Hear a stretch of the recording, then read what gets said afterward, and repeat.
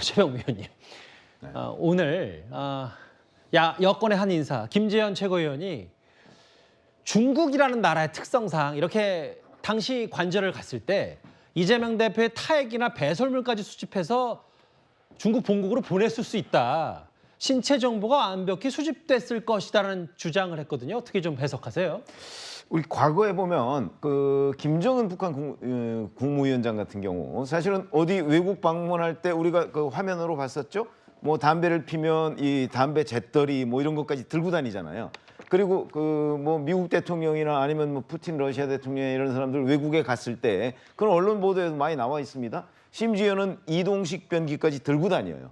그런 이유가 바로 지금 김재원 최고위원이 얘기하는 그런 부분입니다. 그러니까 뭐 이제 침이라든가 뭐 이런 모든 어디 만진 그 물건 뭐 이런 것까지도 분석하면 신체 정보를 알 수가 있다는 거거든요. 그런데 중국이 과연 이재명 현재 야당 대표에 대해서 그렇게 했을까? 뭐 그거는 아무도 알 수가 없죠. 워낙 은밀하게 이루어지는 일이라. 저는 뭐 가능성을 전혀 배제할 수는 없지만 저 전제는 이재명 대표가 나중에 대통령이 될 가능성이 있다는 걸 전제로 해야 되기 때문에 그거는 제가 여기서 단언해서 말씀드리기가 굉장히 어려운 문제입니다. 싱하이밍 대사의 그 외교 결례 발언으로 촉발된 이 한중 문제, 이제 최근 이번 주 내에 또 민주당 의원들 많은 의원들이 방중을 하기 때문에 이 관련 얘기들이 앞으로 좀 이어질 것 같은데 오늘 민주당 장경태 최고위원 이런 말을 하나 했습니다. 아무래도 대통령께서 외교를 잘하고 싶으실 텐데 오히려 이재명 대표가 더 외교를 잘하는 것으로 지금 보여지기 때문에 아마 거기에 대한 열등감이 좀 표출된 것이 아닌가 이렇게 생각합니다. 특정 국가의 특정 외교관을 지칭해서 상호 존중이나 우호 중진의 태도가 있는 것인지 의심스럽다고 하셨는데 아니 어떤 국가의 외교관이 상호 존중과 우호 중진의 태도가 없겠습니까?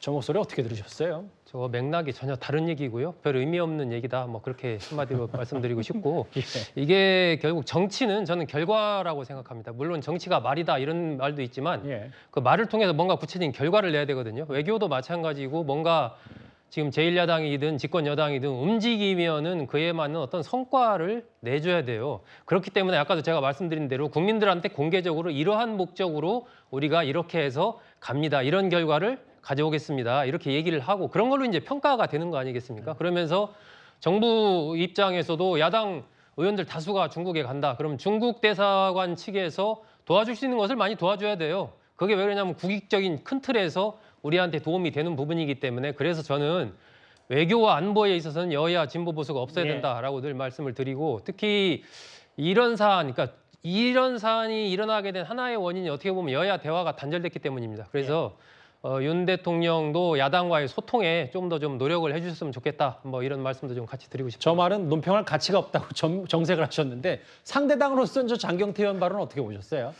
글쎄요, 어떻게 아무리 국회의원이라도 대통령을 향해서 열등감이라는 단어를 썼다는 것 자체가 이분의 논리 구조를 제가 좀 의심하고 싶은데 이재명 대표가 중국 대사 찾아간 것을 잘했다고 계속 논리적으로 포장을 하다 보면 아마 저런 결론이 나올 겁니다.